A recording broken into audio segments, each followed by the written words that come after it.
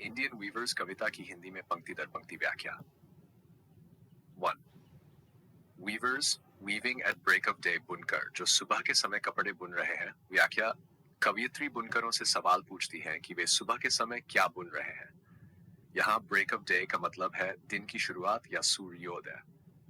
2. Why do you weave a garment so gay? तुम इतना खुशहाल कपड़ा क्यों बुन रहे हो। कवियत्री उनसे पूछती हैं कि वे इतना रंगीन और उत्साहित कपड़ा क्यों बना रहे हैं, जो जीवन के प्रारंभिक और खुशहाल चरण का प्रतीक है। Blue as the wing of a halcyon wild, नीला जैसे एक जंगली हलीसियन पक्षी का पंख। व्याख्या। कवित्री उस कपड़े के रंग को एक नीले पक्षी से तुलना करती है जो शांति और सुंदरता का प्रतीक है। For we weave the robes of a newborn child. हम एक नवजात शिशु के वस्त्र बुन रहे हैं। बुनकर बताते हैं कि वे नवजात शिशु के लिए कपड़े बुन रहे हैं जो जीवन के नए आरंभ और मासूमियत का प्रतीक है। 5. Weavers weaving at fall of night. बुनकर जो रात के समय कपड़ा बुन रहे हैं। अब कवियत्री बुनकरों से पूछती है कि वे रात के समय क्या बुन रहे हैं। रात के समय का प्रतीक जीवन के मध्य काल से है। 6.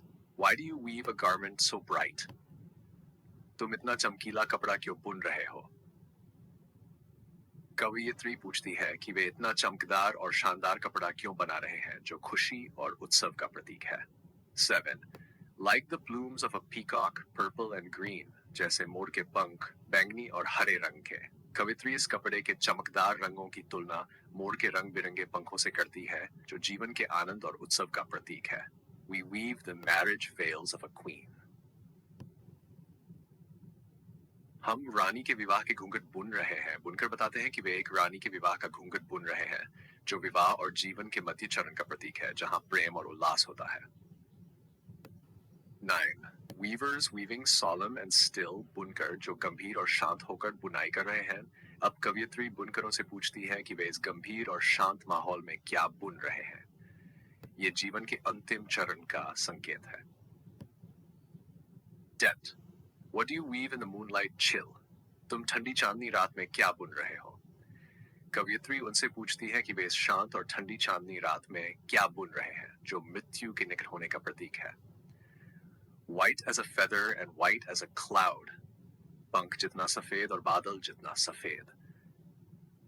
बुनकरों द्वारा बुने गए कपड़े की तुलना सफेद पंख और बादल से की जाती है जो शांति और मृत्यु करीब होने का प्रतीक है।